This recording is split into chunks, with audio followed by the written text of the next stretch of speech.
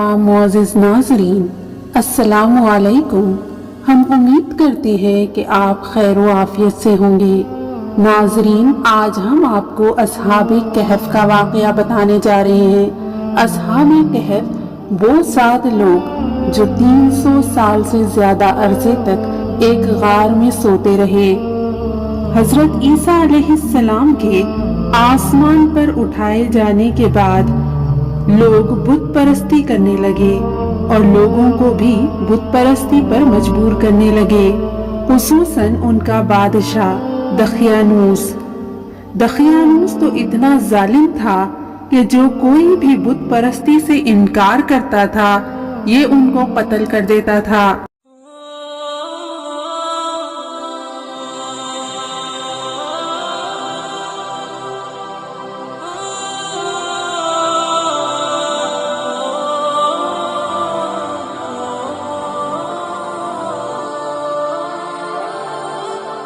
अस्हाबे कहफ शहरे अफसोस के शुरफा थे जो बादशाह के मुअज़्ज़िज़ दरबारी भी थे, मगर ये लोग साहिबे ईमान थे और बुत परस्ती से बेजार थे। दखियानूस के जुल्म जबर से परेशान होकर ये लोग अपना ईमान बचाने के लिए उसके दरबार से भाग निकले। करीब के पहाड़ में एक गार के अंदर पनाह गुज़ीन हुए और सो गए तो 300 बरस से ज्यादा अरसे तक इसी हाल में सोते रह गए।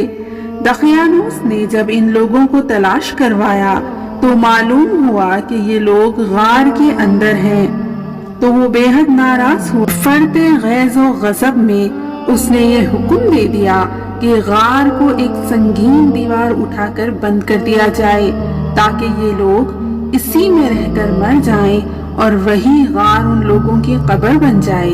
मगर दखियानूस ने जिस शख्स के सुपुर्द ये काम किया था वो बहुत ही नेक दिल और साहिबे ईमान आदमी था।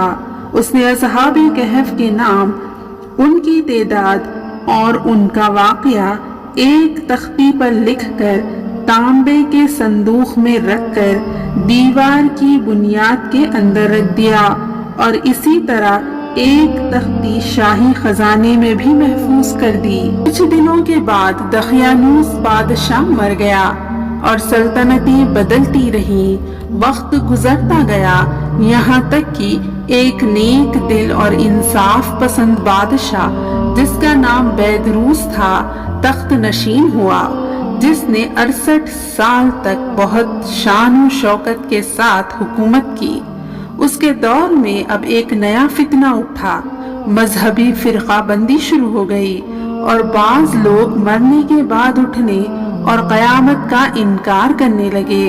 कौम का ये हाल देखकर बादशाह ने अल्लाह अज़्ज़ा वजल की बारगाह में निहायत संगीन अंदाज में गिरियोज़ारी करते हुए बेकरारी के साथ दुआ मांगी कि या अल्लाह अज़्ज़ा वजल कोई ऐसी निशानी ज़ाहिर फरमा दे ताकि लोगों को मरने के बाद जिंदा होकर उठने और कयामत का यकीन हो जाए।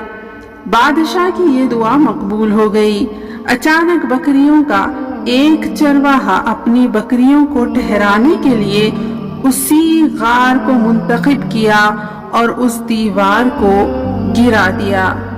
दीवार गिरते ही लोगों पर ऐसी हैबत और दहशत सवार हो गई कि दीवार गिराने वाले घबरा कर वहां से भाग गए। अब अस्हाबे कहफ जो उस गार में सो रहे थे नींद से बेदार हो गए, एक दूसरे को सलाम किया, बातों में मसरूफ हो गए, नमाज अदा कर ली। जब इन लोगों को भूख लगी उन्होंने अपने एक साथी जिसका नाम यमलीखा था उससे कहा कि बाहर जाओ और कुछ खाना लाओ और खामोशी से ये भी मालूम कर लो कि दखियानूस हम लोगों के बारे में अब क्या इरादा रखता है। यानी उनको लग रहा था कि थोड़ी देर के बाद ही हम बेदार हो गए।